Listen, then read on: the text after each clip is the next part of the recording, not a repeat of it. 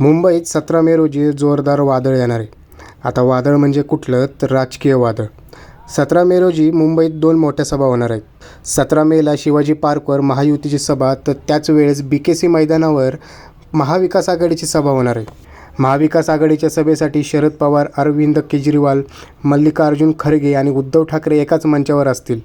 तर महायुतीच्या सभेसाठी पंतप्रधान नरेंद्र मोदी, एकनाथ शिंदे, देवेंद्र फडणवीस आणि मनसे नेते राज ठाकरे उपस्थित राहणार आहेत. नरेंद्र मोदी आणि राज ठाकरे हे पहिल्यांदाच एका मंचावर उपस्थित राहणार आहेत. दरम्यान पंतप्रधान नरेंद्र मोदींच्या सभेमुळे शिवाजी पार्कला छावणीचं स्वरूप प्राप्त झाले. पंतप्रधान नरेंद्र मोदींच्या सभेच्या निमित्तानं संपूर्ण शिवाजी पार्क कापडाच्या माध्यमातून झाकण्यात आलेला आहे. नरेंद्र मोदींच्या सुरक्षेच्या दृष्टिकोनातून शिवाजी पार्कच्या चारही बाजूला पोलीस बंदोबस्त वाढवण्यात आला आहे.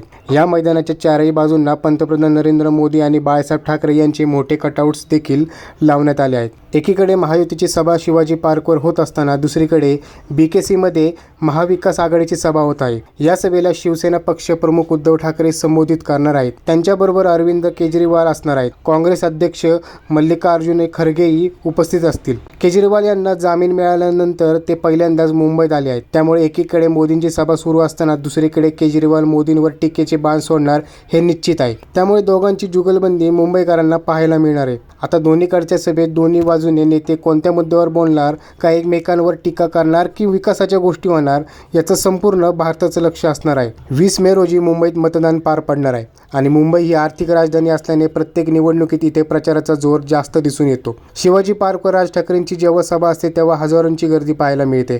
आता 2 दिग्गज नेते एका मंचावर असणार आहेत आणि दुसरीकडे BKC मैदानावर सुद्धा दिग्गज नेते असल्याने आता कोणत्या सभेत जास्त गर्दी होणार आणि ती गर्दी आपल्या पक्षासाठी फायदेशीर ठरणार का? तुम्हाला काय वाटतं? मुंबईत 17 मे रोजी कोणतं मैदान गाजणार? मत कमेंट बॉक्समध्ये आम्हाला नक्की कळवा आणि चॅनलला सबस्क्राईब करायला विसरू नका.